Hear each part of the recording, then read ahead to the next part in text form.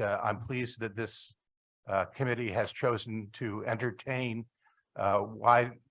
wide-ranging changes to the laws, because if Connecticut is going to remain in the forefront of those with sensible gun reform, these various proposed initiatives are all warranted. Thank you, Mr. Chair. Questions or comments from the committee? Representative Fishman. Thank you, Mr. Chairman. Good afternoon, Representative. I just want to go through those topics with you. The first one, open carry. I forgot what area do you represent?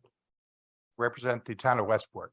Okay, and in the town of Westport over the last, let's say, 2 years, how many times if you know, has somebody complained to the police about somebody openly carrying? I have not asked our police department for any records as to complaints, so I would not know that, sir. Okay, so have you yourself viewed someone somewhere in Connecticut openly carrying? I have. There was one isolated instance. I can't even remember which community I was in, but I have seen it once. Okay, and about how long ago was that? Pre-pandemic. Okay, and what did you do as a result of that? I'll say that I was very careful to stay on the other side of the street and conduct my business as far away from that individual. Okay, and did you know that individual? No, I did not. So could that individual have been a police officer? Person was not a police officer. How do you know that? I don't know that for a fact. Okay. The one gun a month situation, understand if somebody's dangerous, you shouldn't have any guns, right? You would agree with me. Yes, I would. So if I go today and buy a firearm after I've done all the stuff to get background checked and all that stuff to be a permitted person, do I become more dangerous or less dangerous because I could buy a second gun the next day?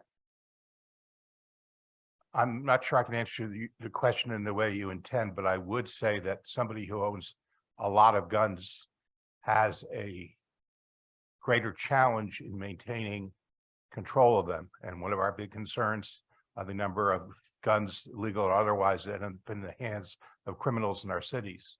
So generally having a lot of guns may lead to the possibility that those guns may be misused. So I own tens of, I own a lot of guns, and I've owned a lot of guns for upwards of 20 years.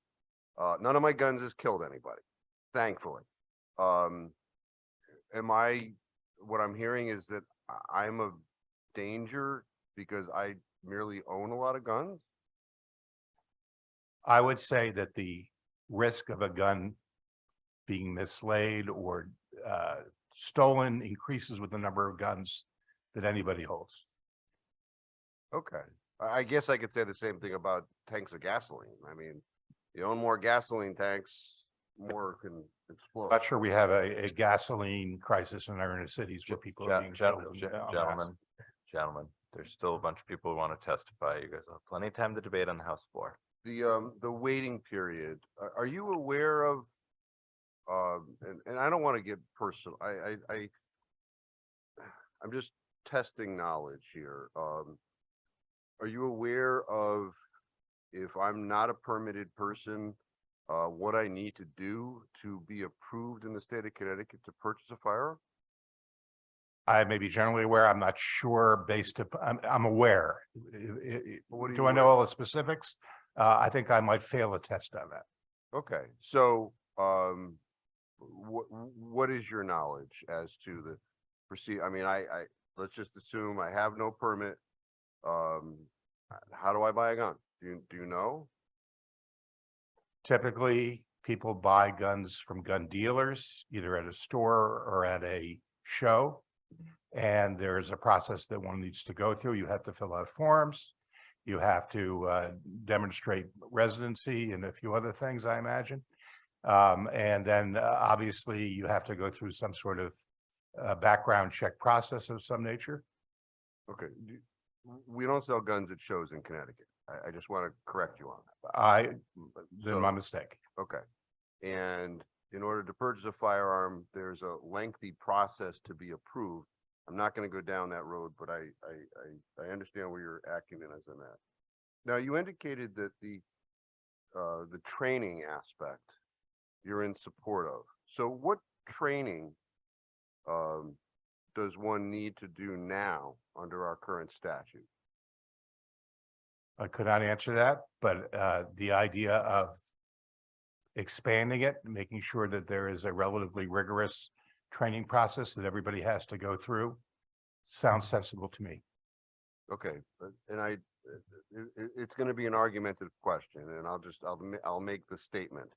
It's difficult to say that something is appropriate when you have, with all due respect, don't know where we are now, so. Respectfully disagree. Okay, well, okay, that's your testimony, so thank you, Mr. Chairman.